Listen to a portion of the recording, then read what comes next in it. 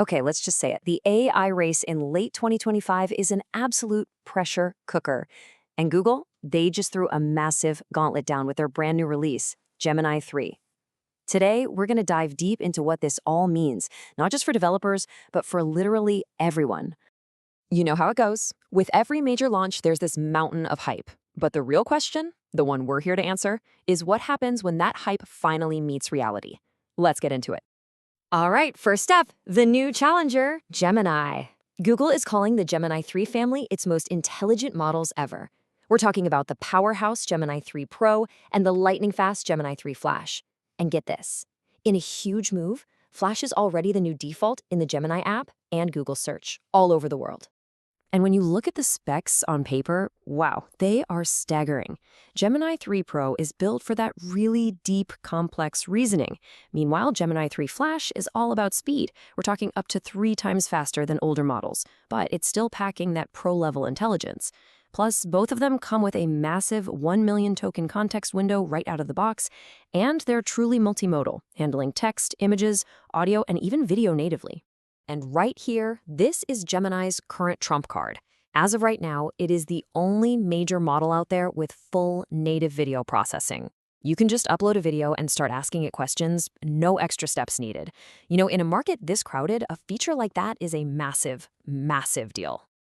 So, the specs are super impressive.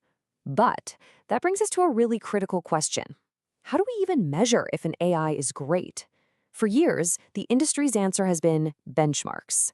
But as we're about to see, that yardstick might be seriously flawed. Okay, so let's talk about the big one, Humanity's Last Exam, or HLE. Now, this isn't your average pop quiz. It's a collection of over 2,500 PhD-level questions designed to push these AI models to their absolute reasoning limits. The whole point is to figure out if they're actually problem-solving or just matching patterns. And what we've seen lately has been pretty incredible. These models have started to absolutely crush these benchmarks. I mean, they're getting scores that were considered flat out impossible just a few months ago. It's leading to all these headlines about AI reaching expert human levels. But there's a catch. And it is a big one. An investigation into the HLE benchmark itself found that nearly a third, 29% of the answers in the biology and chemistry sections are probably just wrong. The evidence they found directly contradicts peer-reviewed literature. Oof. This brings us to a perfect quote from Surge AI. Smart does not equal useful, right? Being smart on a test that's full of wrong answers doesn't really translate to being useful in the real world. So clearly, we have to look beyond the benchmarks. And that brings us to the ultimate test, the messy, unpredictable, and incredibly revealing experience of actual users. Let's move from theory to a user's terminal and see how these tools actually perform when they're under pressure.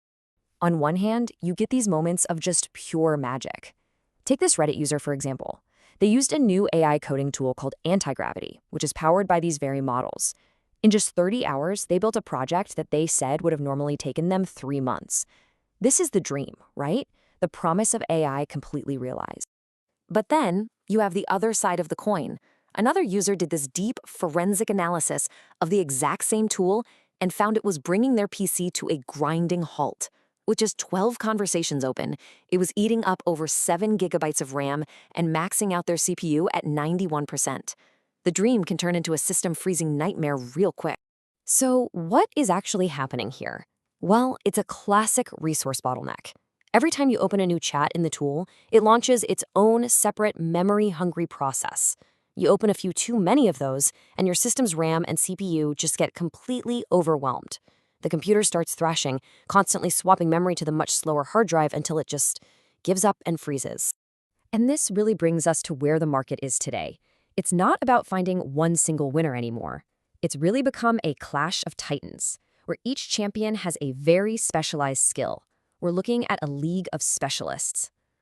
So here are the main contenders as of late 2025. You've got Google's Gemini 3 Pro, which, as we said, excels at multimodal analysis. Then there's Anthropic's Claude Opus 4.5, the undisputed king of complex coding. OpenAI's GPT 5.2 is really tailored for professional knowledge work. Think drafting complex documents or market analysis. And you can't forget DeepSeek v3.2, the champion of price to performance, offering incredible power as an open source model.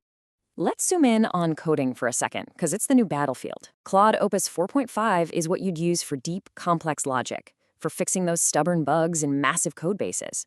Gemini 3 Pro, on the other hand, is an absolute beast at what people are calling vibe coding. You can literally give it a screenshot of a user interface, describe the feel you're going for, and it'll spit out the code. They're both incredible, just for very different jobs. So, with all of these powerful, specialized models fighting for the crown, who's actually winning the hearts and minds of users? Well, the data, it tells a surprisingly different story. Let me just ask you straight up. With all this amazing new tech from Google, Anthropic, and everyone else, which model do you think most people are actually choosing for their day-to-day work? The answer is probably not what you think. Take a look at this. This is data from Overchat AI, which lets users access all the different models. It shows usage in the week right after all these big launches. A staggering 66% of interactions went to GPT 5.1. That's the previous generation model from OpenAI.